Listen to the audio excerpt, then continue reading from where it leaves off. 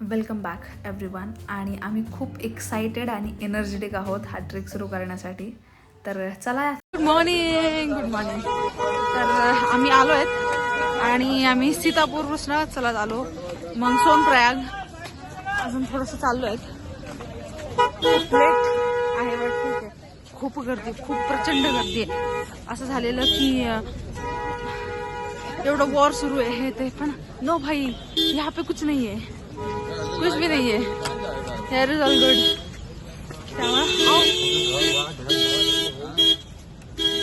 चला पुढे भेटू.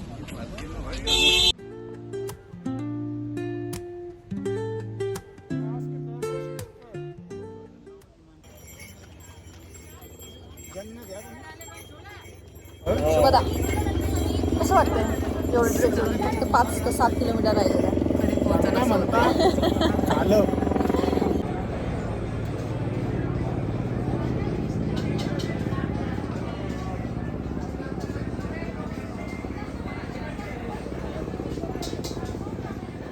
A few moments later. भाई म्हणजे it happen within a minute. आता इथे सगळे माउंटन दिसत होते आणि आता it's only fog. It's heavy raining here. खूप पाऊस झाला, पण वी ऑल नो की केदारनाथमध्ये वेदर चेंज होत राहतं. कधी खूप थंडी वाजते, तर कधी पाऊस येतो, कधी वारे सुटतात, कधी ऊनही पडतं, तसं होत राहतं. तर यावेळेस आम्ही थोडीशी भजी, चहा आणि आमचा ब्रेकही झाला. त्याच्यानंतर आम्ही आमचा ट्रेक पुन्हा सुरू केला आणि डिरेक्टली आम्ही रात्री 9:30-10 वाजता आम्ही मंदिराजवळ पोहोचलो.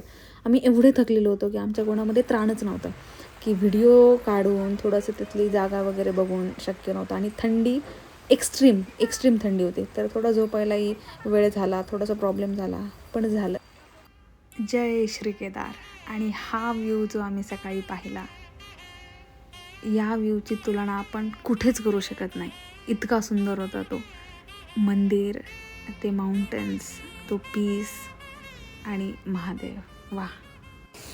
Good morning. आफ्टर 2-3 दिवसानंतर वेळ नाही मिळाला मला, जस्ट बिकॉज केदारनाथचा एवढा मोठा ट्रेक 22 किलोमीटरचा आणि 22 किलोमीटरचा ट्रेक केला आणि त्याच्यानंतर ॲज युजल जशी हालत होते तशीच हालत झालेली आहे. We cannot walk, cannot even do anything. तसंच झालं आहे. आराम नाही झाला त्यामुळे, कारण आजच सकाळी पहाटे 4 वाजता आमचा ट्रेक संपला. त्यानंतर पायांची प्रचंड वाट लागली होती, चालता येत नाही, काहीच नाही करता येते. त्यासाठी थोडंसं आरामाची गरज होती. आणि after that I just remember की अरे मी काही टाकलेलंच नाही आहे. तर म्हटलं ठीक आहे, चलो अभी थोडासा डालते हे. आम्ही आता आहोत कुठे? आपण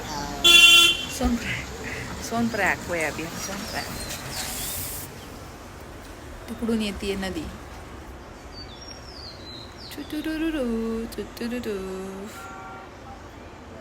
आय होप दिसली असेल थोडी तरी. चलो भेटू. Bye bye. चला. And we are in Rishikesh नाव. आणि ऋषिकेशचे कॅफेज आणि स्टे प्रचंड सुंदर होते, खूप छान सगळंच काही. चलो देन.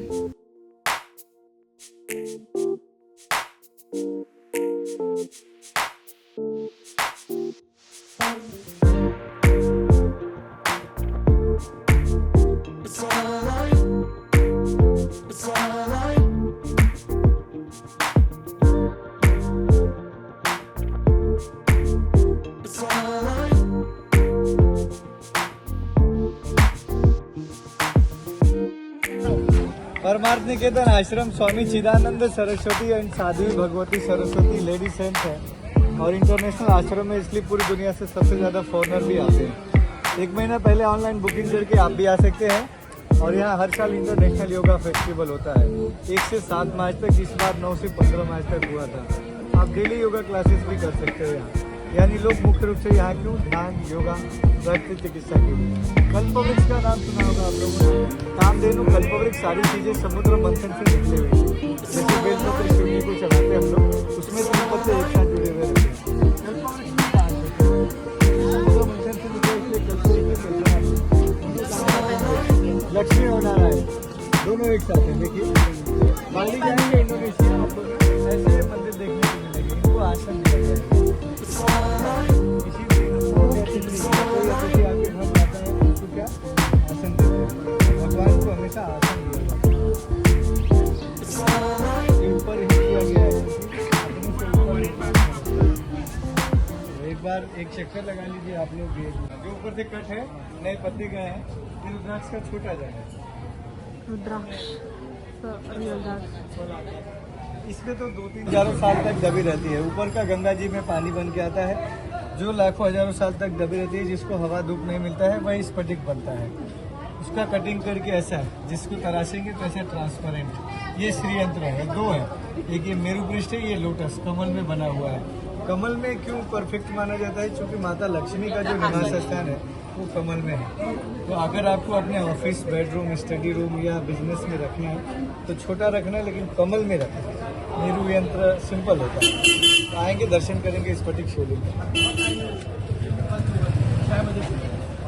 चप्पल निकाल देंगे सर।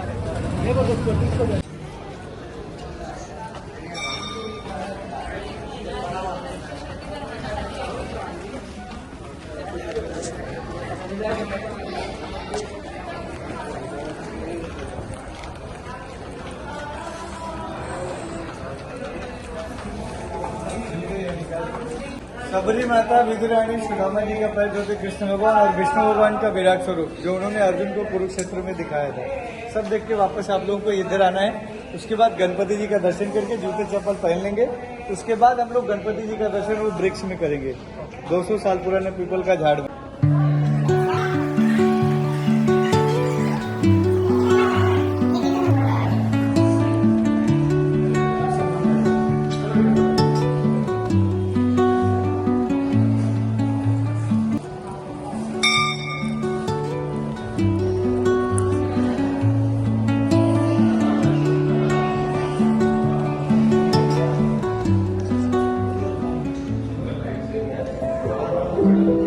पुराना कासो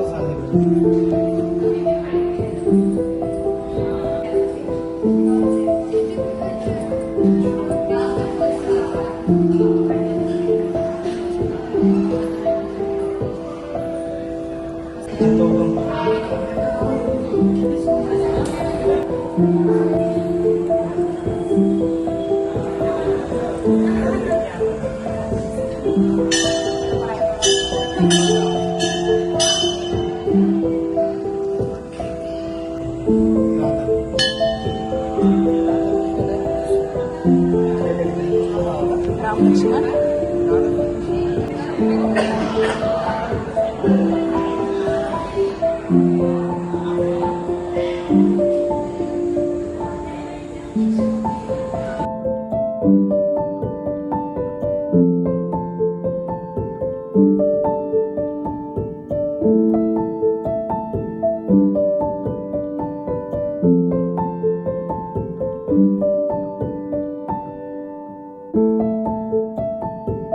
मस्त वातावरण झालेलं आहे आणि हा रामझुला.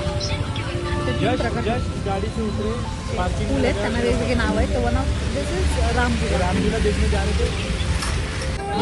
इथे गारा पडतात, गारांचा पाऊस होतोय. हे बघ पहिले 705 सांगितलेत ना, व्हाईट व्हाईट. कर कर अरे बाप रे बाप. हायस्कूल पडतं इकडे झाड आहे. Oh my God.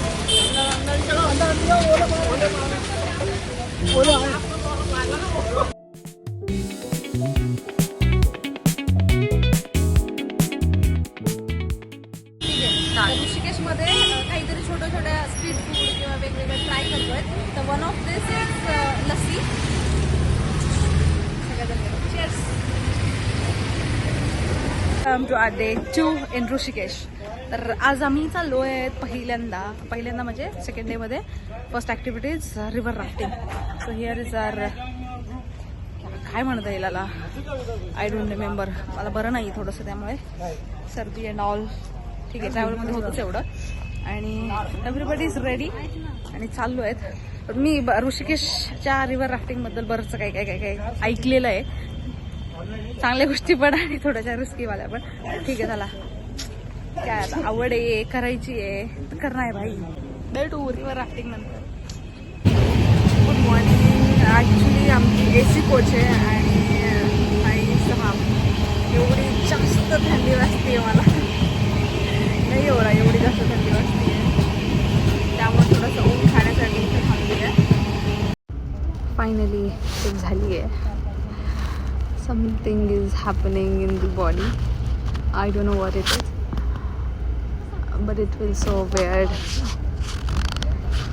ट्रिप झाली आहे. सगळे आता एक चालले आहेत. काजल गेली, सतीश गेला, आता आम्ही सगळे उतरतो आहेत.